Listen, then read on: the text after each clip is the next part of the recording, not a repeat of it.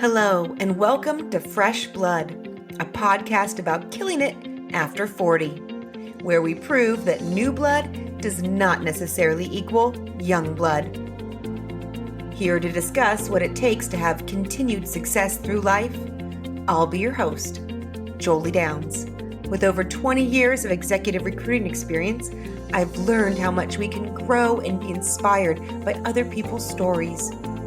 I'm excited to share that with you here on Fresh Blood.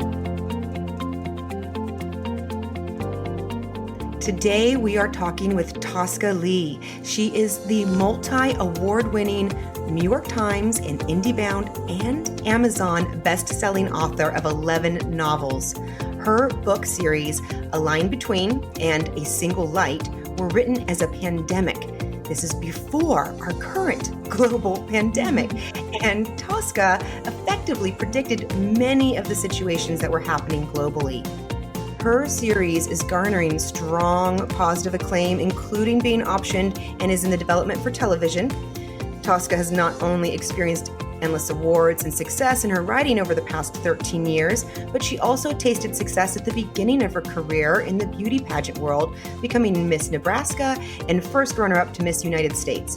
I am really excited to learn more about her journey. Tosca, thank you so much for joining us on Fresh Blood. Please, could you tell us a little bit about your story and how you ended up on this road to becoming an author? Of course. Thank you so much for having me. It's been a really winding journey, and I have heard very few stories where people have landed in wherever they've landed in straight lines, and mine follows that same windy path. I never really set out to become an author, though I did write most of my life, and when I was in third grade, I was published for the very first time in a pet lover's newsletter because the teacher told me I should write a story in there about my dog dying. My English bulldog had passed away. So I did this, and this was way back. This is when newsletters would show up in real mailboxes through real mail, and they were printed. Exciting for a third grader, too. It's a big deal. It was exciting. It was like, wow. And they had a picture of my dog and in there. And I never really thought of writing as a thing. I loved to read, but my big love growing up was ballet. And I was very serious about pursuing this dream of becoming a ballet dancer. Wow. And I went after that very hard, actually. And I live in Nebraska, so there's only so much you can do here, especially during the school year. I would dance with the Omaha Ballet and things like that. My parents carted me an hour to Omaha from Lincoln. And in the summers, that was my real chance to go. So I'd go to Kansas City or New York or different places and go study elsewhere. But I had an injury when I was 14, right at the start of a long summer that I had lined up in 3 different locations. And I tore a muscle. And ballet is it's like gymnastics. You can't lose time when you're young because it's so competitive. And some of those things can take quite a long time to recover from. Yes. And sometimes you never get back to quite where you were. So at some point in my teenage years, it became apparent that ballet was probably not going to work out. And it was so competitive. What was that like for you, though? Was that hard? Did you come to terms with it? I think it's a gradual realization. It's kind of my extension isn't what it used to be. And other things were starting to capture my interest too. So it was a little bittersweet, but at the same time, there were other possibilities. So yes. Yeah. Exciting time in life in general.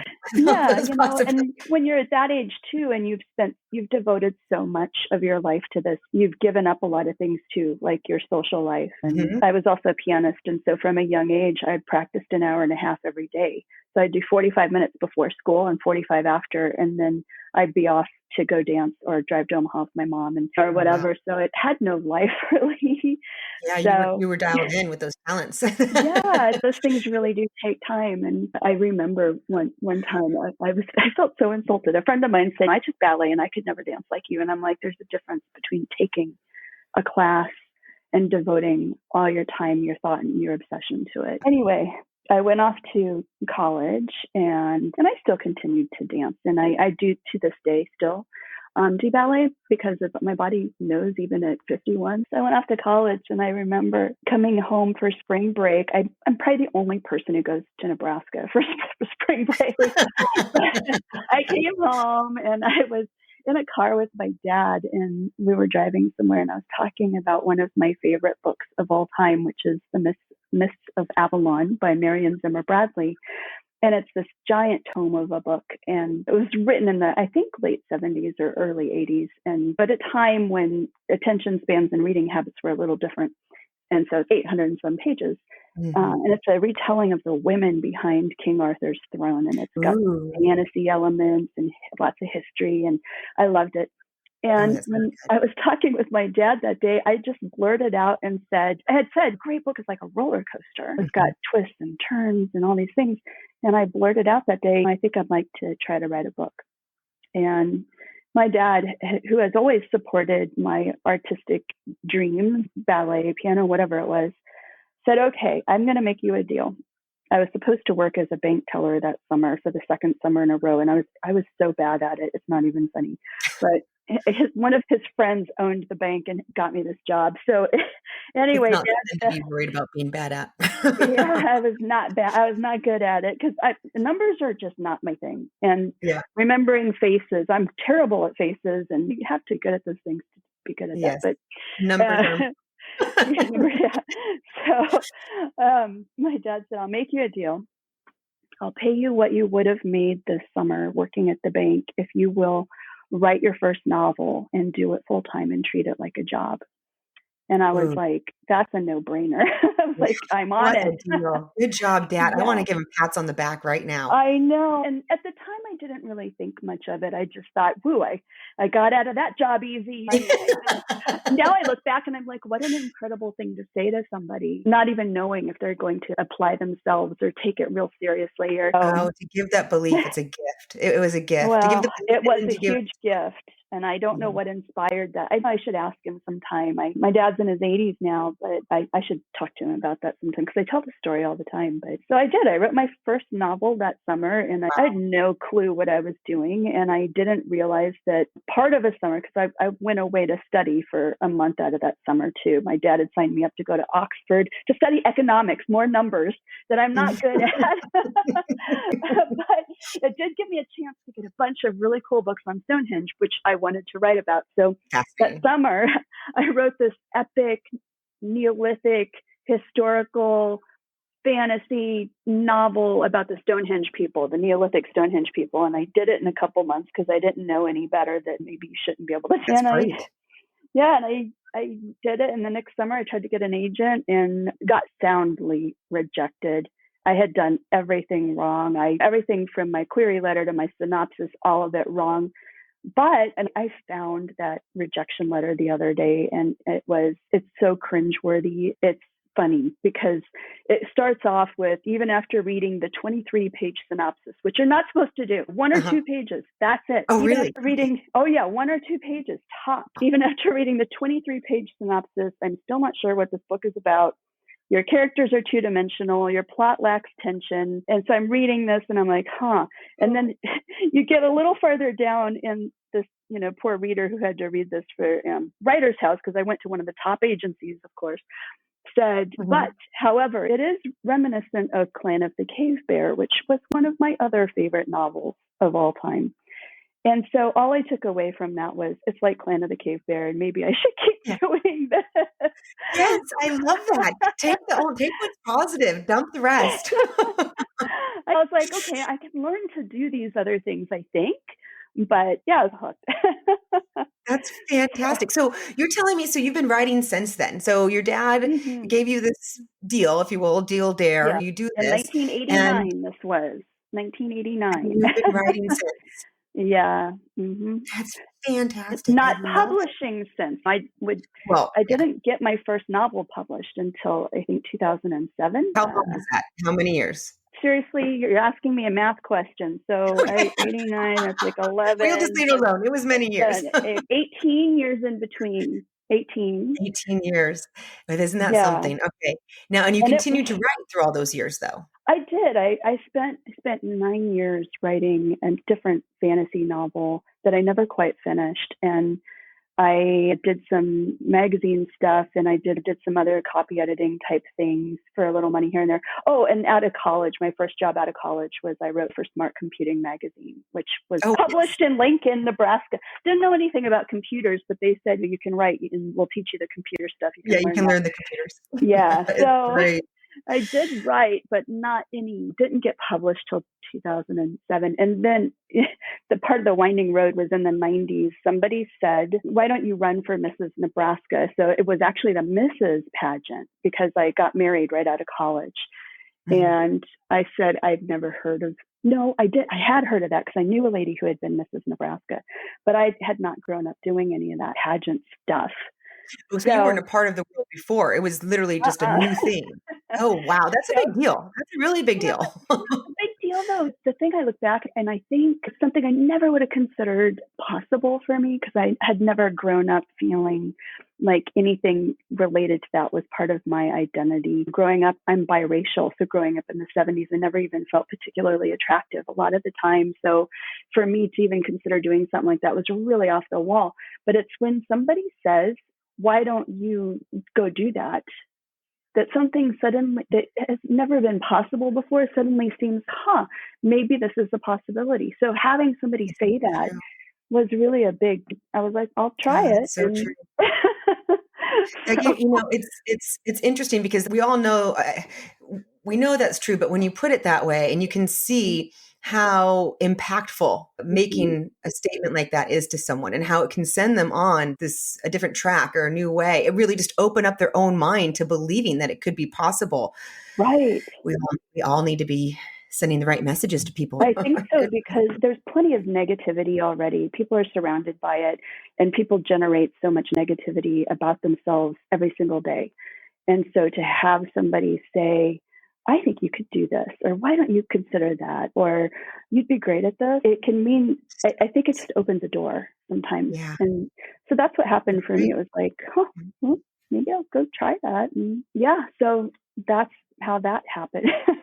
So that's how that door opened up. It was a weird thing to do too. I went to this super feminist college. I went to Smith College in Massachusetts, super feminist, all this stuff. I had friends who were like, why are you doing that?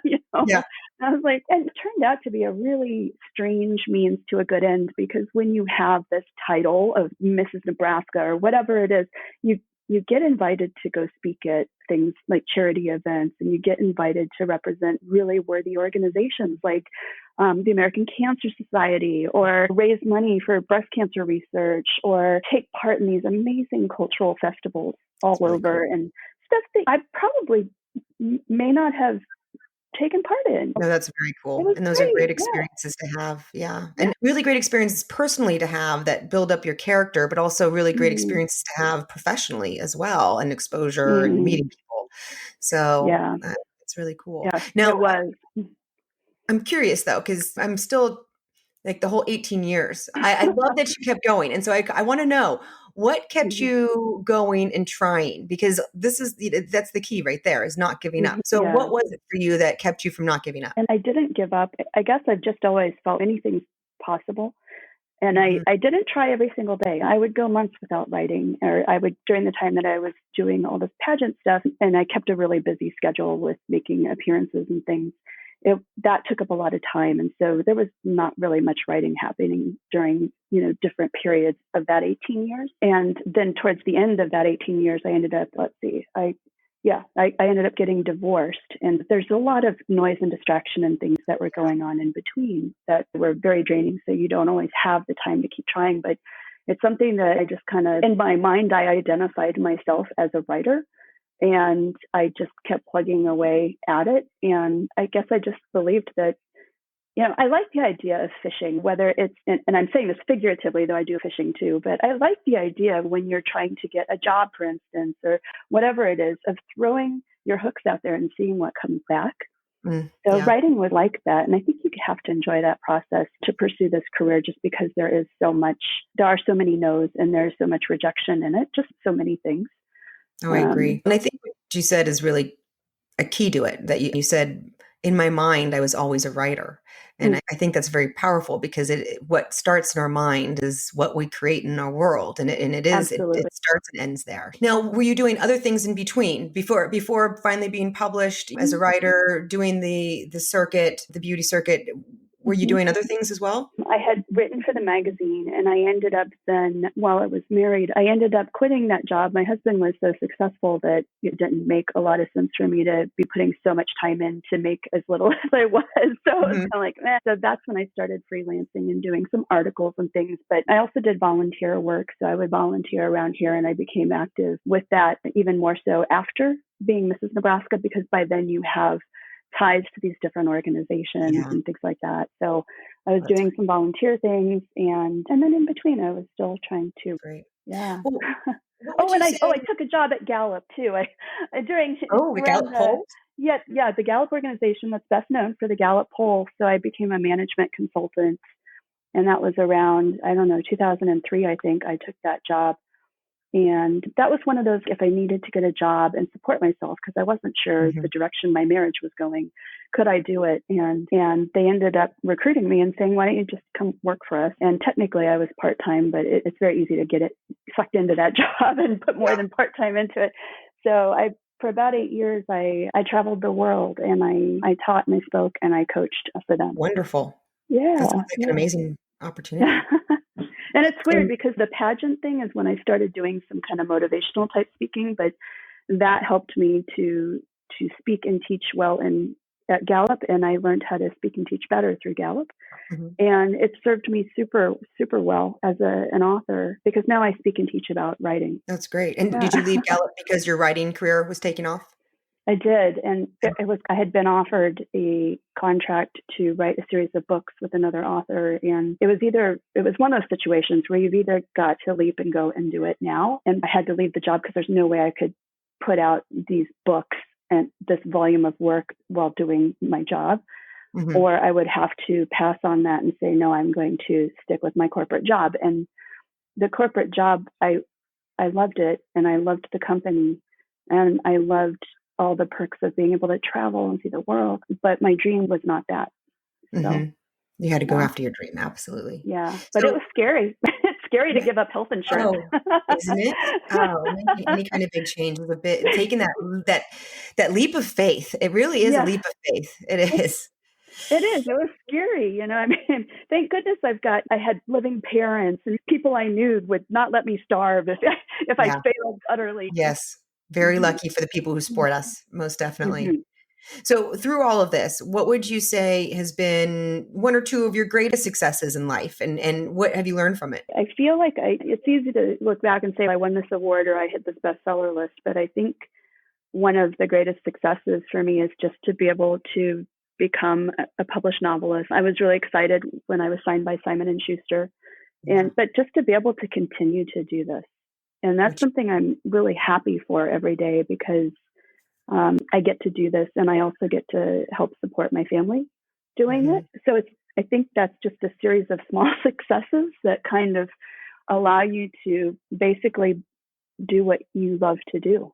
Yeah. Oh, So doing what you love to do and being able to support your family and live the life the way you want. That's a dream. That's a dream it for so is. many. It is. So, And publishing has its ups and downs. I'm not going to paint this as some rosy oh, I'm colored sure. thing, because there are days that I pull my hair out, or I'm not happy with the marketing situation or how publicity is going, or whatever the thing is. Hmm. But when this is your dream, those are all like first world problems. Yes, So exactly. Which I dreamed of complaining about these things. this whole year has put a lot of that into perspective. Oh, That's for yeah. real. Yeah. So, which speaking of, I got to say, because I read your books, Oh, and oh my goodness, the pandemic books, reading them sorry. in the middle of the pandemic. I feel like I should apologize. I want to know what I'm curious about. Okay, because everyone listening, her books are about a pandemic happening. So Yeah. reading these books while you're living the pandemic was very interesting, and I'm Uh, super curious. What did you think? How did you feel when this all started going down? it was really surreal, because I remember when the first news stories were rolling in, And it was like, but I didn't think too much of it because I remember when the bird flu was a thing and I was often traveling in Europe and never too worried about it or anything. And I was just like, oh, it's another thing like that. But as it started to pick up speed and everybody started hoarding toilet paper, I was, someday historians are just going to wonder what was wrong with us. But anyway, I remember thinking, wow, this is so crazy because I'd just done all this research to write these books. And everybody who works in that field has basically said it's not a question of if, but when the next pandemic comes along. So hopefully it's not something like the flu of 1918, that it's not another Spanish flu or something like that. But yeah, so it was just odd and surreal to watch it roll out. Did you have any like freak out moments, like start preparing and talking? I did say, okay, let's lay in some supplies in the pantry and things like that. I didn't worry too much. I live on a farm. I live on a farm with a family of hunters. So yeah, nobody's going to go hungry. We're prepared for the zombie apocalypse out Yes, there. you are. Yeah, we've got a well, and I'm married to a champion trap shooter and my oldest son is also a champion trap shooter. So they can pick off the zombies as they're coming up over the hill. Yes, no, that's so we're good. Lee household. Right. Yeah. What kind of research did you do for your book? And so you were and was this just right before? I didn't look to see what years they were written, actually. I wrote them in 17 and 8. I would have finished A Single Light at the very beginning of 19, and it came out, that's the second book. It came out in September of 19, right before. Yeah. Yeah. I thought about it as I was reading them. I was like, is this just like spinning right now? It was weird. The research was fascinating and horrifying. So, and the premise of the book is basically, for those listening, it's this idea that an extinct disease comes out of the melting permafrost, which is melting in places like Alaska or Siberia, and it starts getting people sick. And this has actually happened before in the news. So it's not that original of a thing. It's not that original of an idea. There are other books that have this kind of premise. So the story centers around a young woman who has left this doomsday cult that she grew up in. And as she goes out into the secular world to start over, it starts to look a lot like the apocalypse that she's always been taught was coming. That's the premise. It was really fun. I actually wanted to write a story about a girl leaving the cult and starting over. And then I also had this idea for this pandemic thing. And my publisher said, I think you should put those two ideas together. And I remember thinking, what is he on? It really worked. I went home and I did it, and it was actually really fun to do it that way. That was a really great idea, but I can't take credit for it.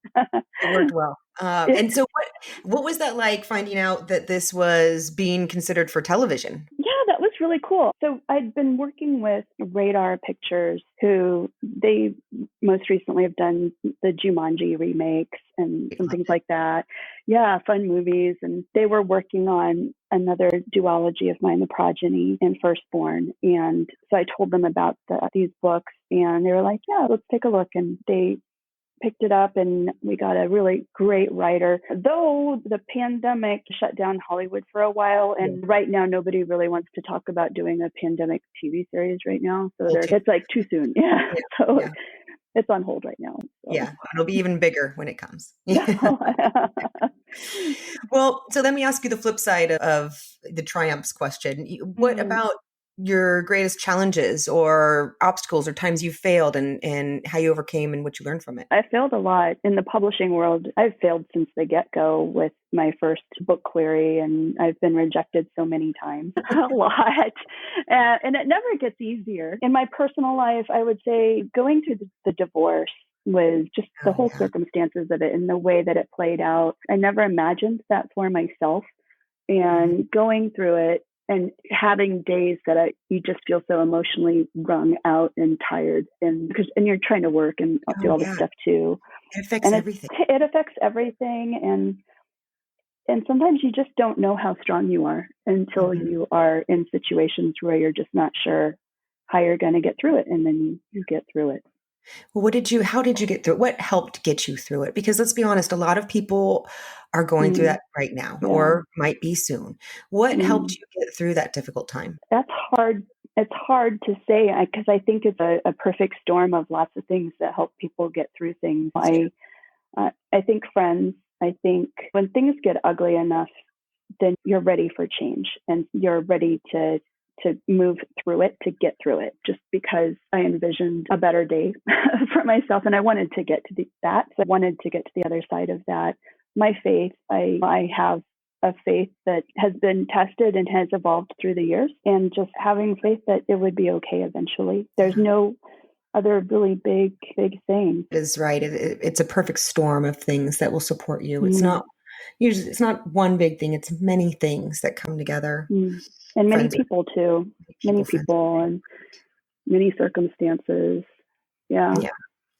Going through all the things that you've been through, what would you say has been key for you to have continued success throughout life? I think trying to think of how to say it, I think having this belief that the things that are important to you are possible, just the sense of possibility, whether it's career goal or a lifestyle goal or a romantic goal. Because there was a time after my divorce, especially, I mean, I still dated and stuff, but I was like, I'm never getting married again. And then I met my husband. So, and it was like, God, but, and I remember telling him when we were dating, like, this is great. But I just want you to know, I'm like never getting married. I think a part of me had maybe not given up on that dream. And a part of me had felt jaded, and a part of me had just felt very hurt by that. But I think that dream never did completely fade. And I had a vision a long time ago that it could be this wonderful partnership. And it is that for me now. I'm really super blessed to have an amazing husband who is my best friend. That sounds so cliche, but it's true. And I think the dream never went away. So I think having those dreams and holding on to them, even if it's just by one thread, you know? Oh, I agree. I love that too. It's very true. Dreams keep us going. So what advice would you give someone, let's say, who is in the 40 plus category, who might just feel like they're struggling in life right now, whether it be personal or professional? Is there any best piece of advice that you would give people to help them move just a little bit closer to their own success or their own fulfilled life? I think I would just say, remember everything you've overcome before. Because when we struggle in our 40s, or now I'm in my early 50s, the struggles feel huge and the responsibilities feel huge and the stakes feel larger, bigger. But we struggled so much in our teen years and in our 20s and in our 30s and the first heartbreak, you think your life is over. And we have the benefit of wisdom and experience at this point. And maybe we haven't experienced the things we're going through now, but we have the experience of knowing that we will get through it. We have gotten through tough things before. So, I think that helps a lot, just knowing, okay, I have been through hard. I have been through heartbreak. I think being able to trust that experience and history in yourself. Yeah. Oh, that makes me think of a line in a movie that I always loved. And it just popped into my head as you were saying that, because it just fit. It's, we are intrepid. We carry on. And I don't know why. I love that. So, yes. No, it's fantastic. So now I'm curious, because as a writer, and this is something that I think is a popular question for people who are writing. So I'm going to ask you. Okay.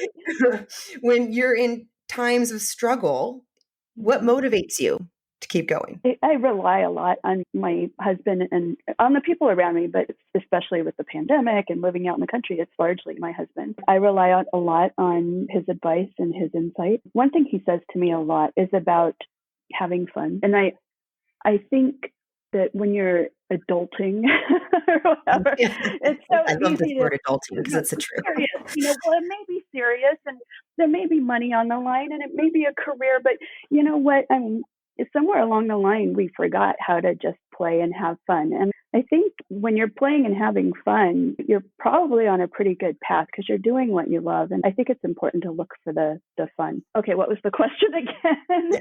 Oh, I loved your answer. It didn't really matter the question because I feel like that answers everything, right? When you're having fun and in that moment, when you're enjoying life, whether it's personal, professional, you're in the right energy and you're creating that right energy that's going to bring even more goodness. That's the way I look at it. You're in a good place. And I think that you're thinking clearly and you're not acting out of fear. And I think that's where we get stuck.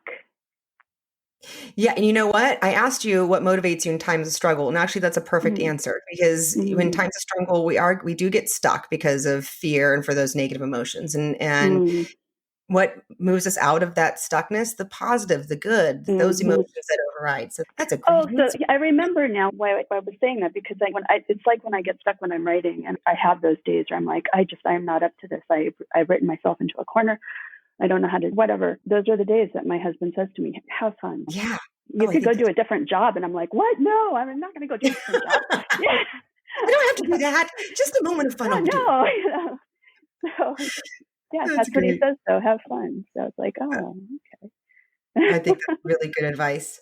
So are there any habits that you've adopted through the years that have helped you reach this level of success or keep yourself successful? Gosh, I'm so bad at fostering good habits, and I'm so bad at routine, and I've come to terms with that, and I'm at peace with that.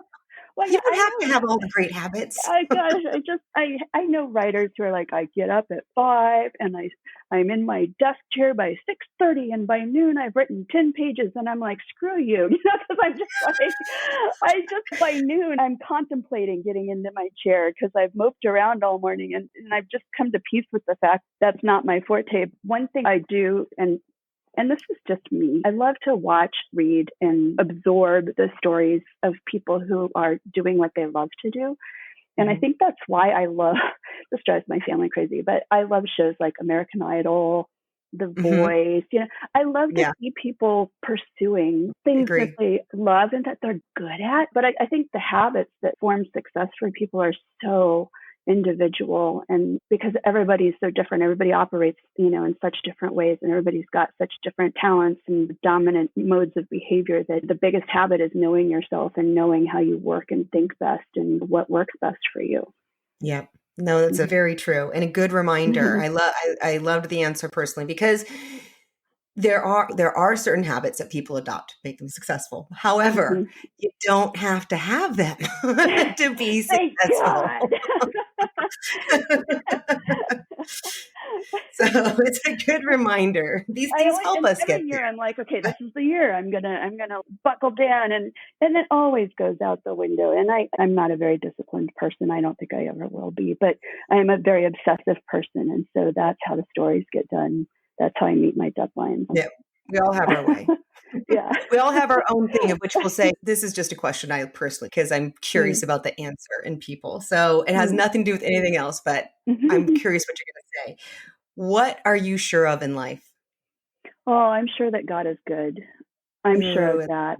And I'm sure that people at their heart are good, or at least want to, I believe that people do the things that make the most sense to them at the time.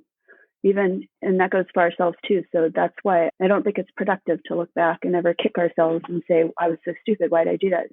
It's because if you were back there in the same set of circumstances, knowing only what you would have done the same thing again. Right. We're all making the best decision we can make in that moment with what we know. And that goes for everything that we're doing. And that's a good thing to keep in mind. And that's how we need to view our own actions and everyone else's actions too. Yeah, that's really good. That's really good.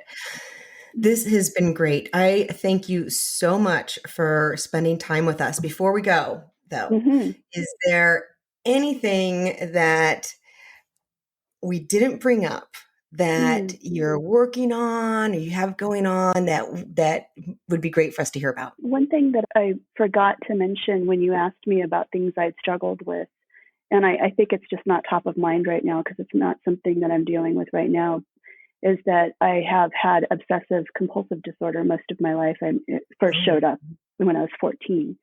And so I just want to briefly mention that because there are so many people who have a struggle some kind of struggle mentally, whether it's depression or anxiety or obsessive compulsive disorder, whatever it is, we all have something. And that's something I've gone round and round about, and it has taken me down the drain a few times. And I would say probably worse than my divorce, worse than anything else in my life has been my struggle with that.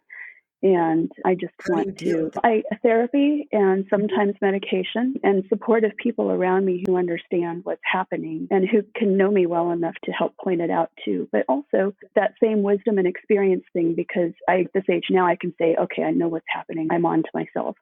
And so that really helps a lot. But I just want to mention that because I want to encourage people that just because you're struggling with something, that gives you a unique lens on the world that informs you as an individual and makes you, that much more unique and that much more beautiful. And I think I just want to acknowledge that we're all dealing with something. So I didn't want to leave that out. No, I thank you, because we are all dealing with something. And there are so many people out there that are dealing with exactly something along those lines, or anxiety or depression, or just these various other mental issues that bipolar or addiction. Oh my gosh, so many. Yeah. And I'm grateful that it's getting more and more attention, because it is really sad how alone so many people have felt through all of these years, and giving it more attention and talking about it freely just opens up, it opens up for everything, really. And for you, for example, for you talking about this and sharing, this is something that I've dealt with through my life, but I've still gone on and done all of these other things in my life. I've learned how to deal with it. Obviously, it's not going to be easy, and there's going to be ups and downs, but it's just like anything else. And it can be worked with and dealt with, and you can overcome these things, and you can live that fulfilled, happy, successful life.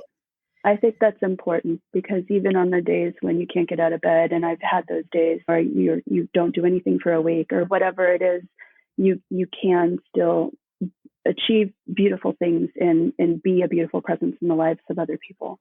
Absolutely. It's always a new day, right? Yeah, it is. Yeah. No, I really am grateful. Thank you for bringing that up. Oh, yeah, of course. And then I'll make sure that we have connection or a link to your book sites and your website and anything else. Is it, and then is there anything else that you've got going on? Anything that you haven't done yet that you're wanting to on the horizon? Oh gosh. I know. I got you thinking. It's hard to think of the horizon with this pandemic.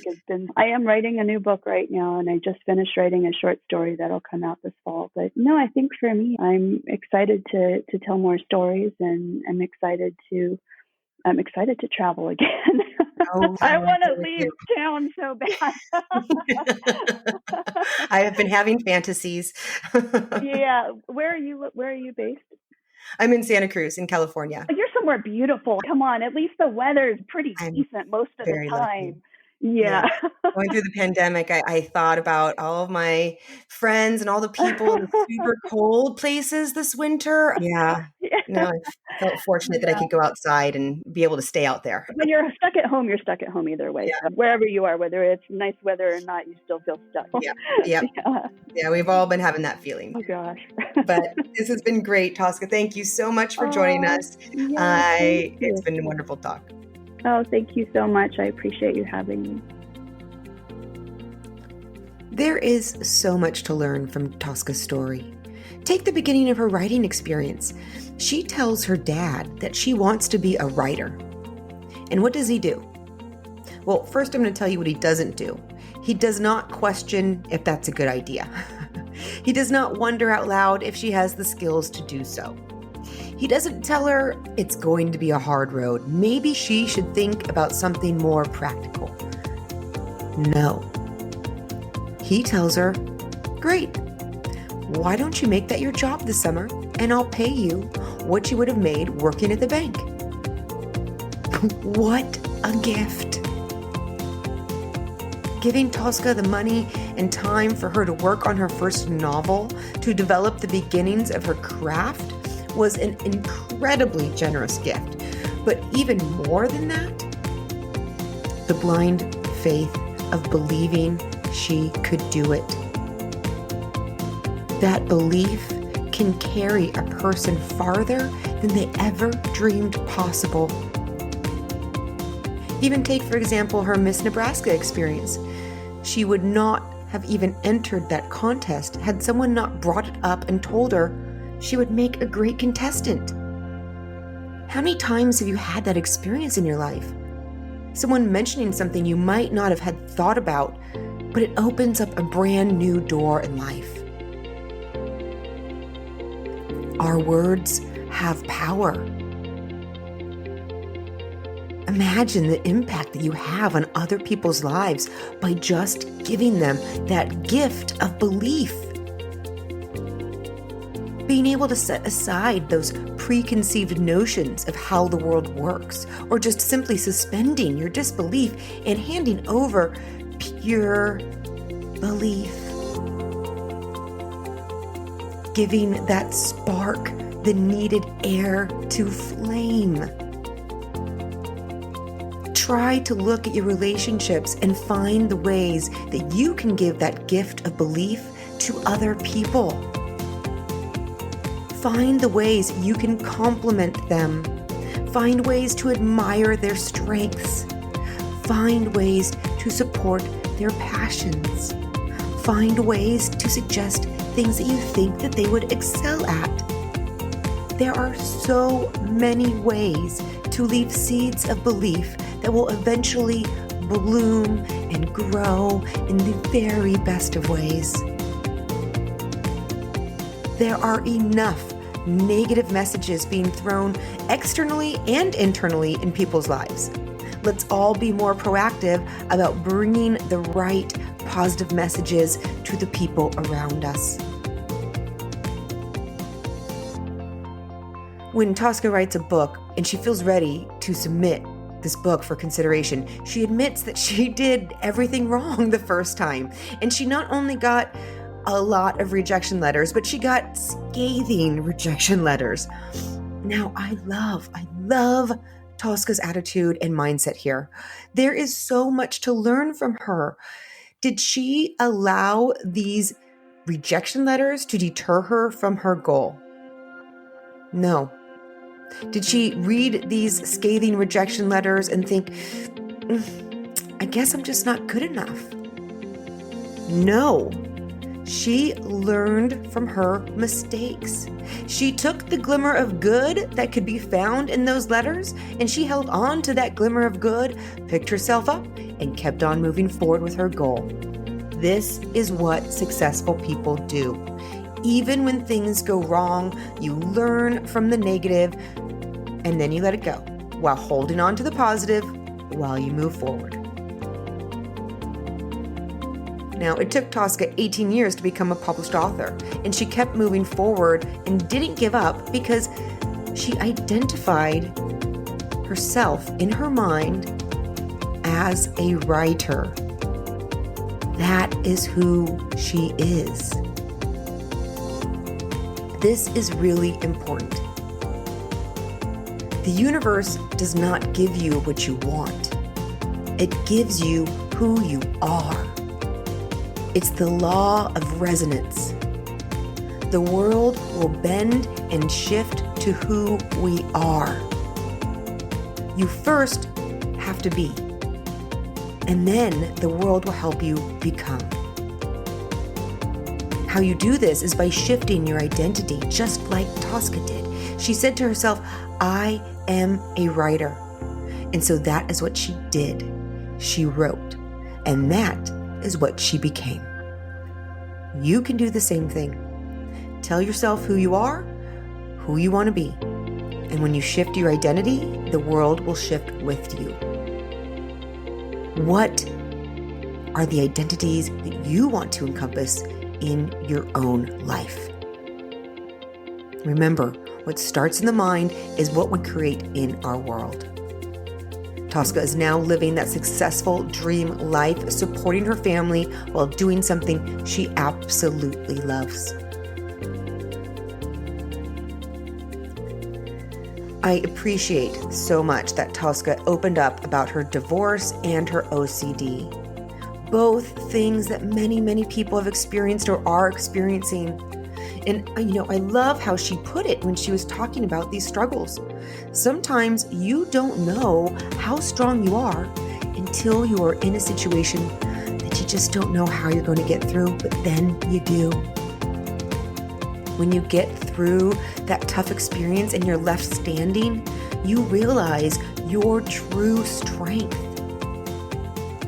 For those of you who are still trying to get through, whether it be divorce, OCD, an illness, or another struggle, take some of Tosca's advice.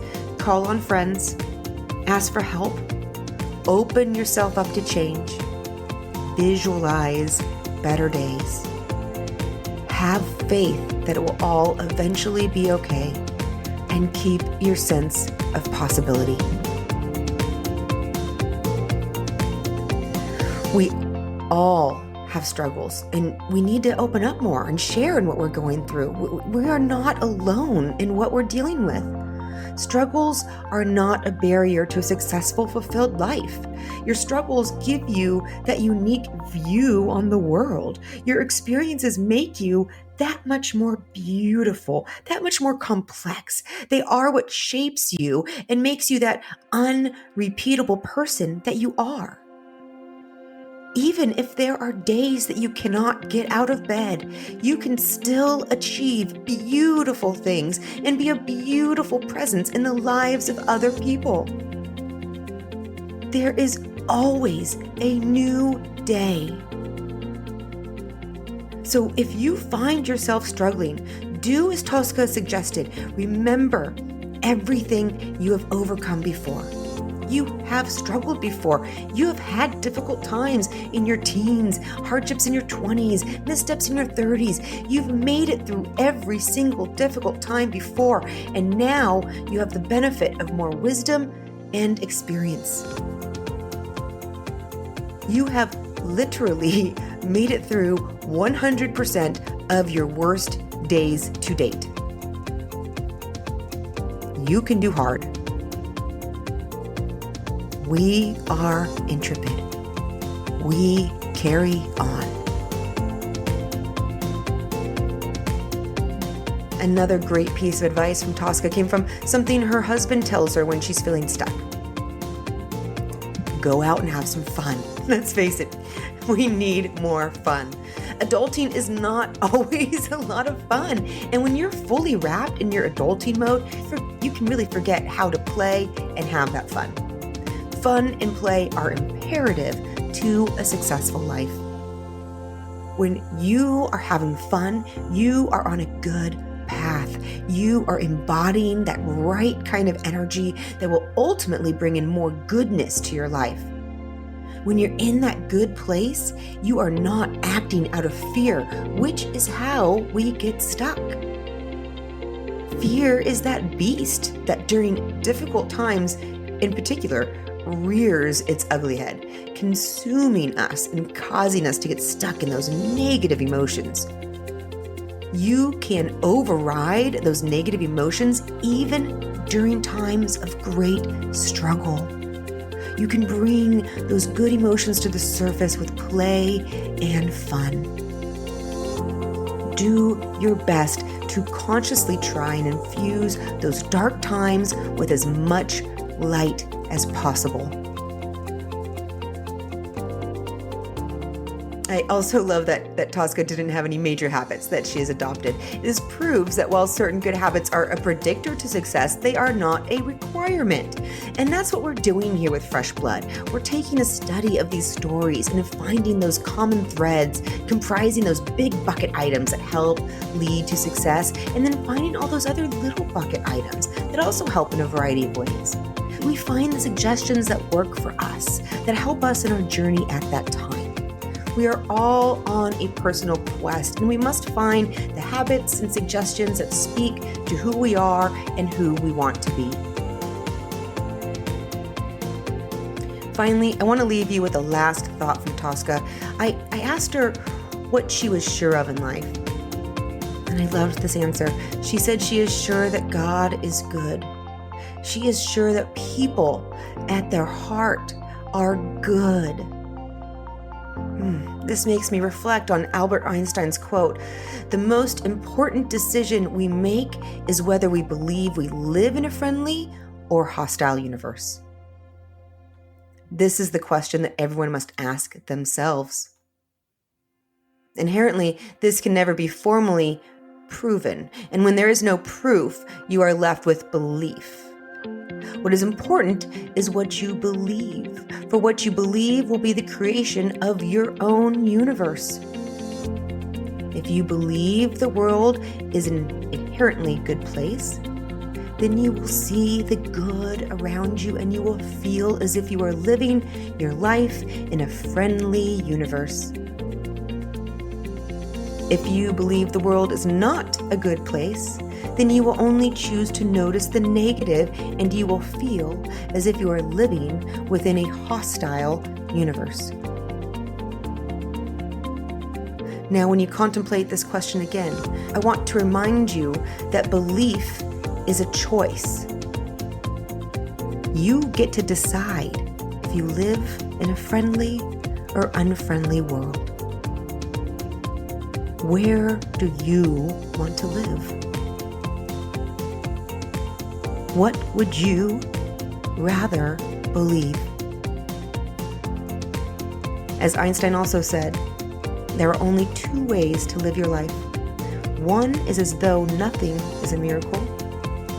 The other is as though everything is. My wish is that we all move forward, seeing our world as a friendly universe and noticing all of the beautiful miracles that surround us every day. Until next time.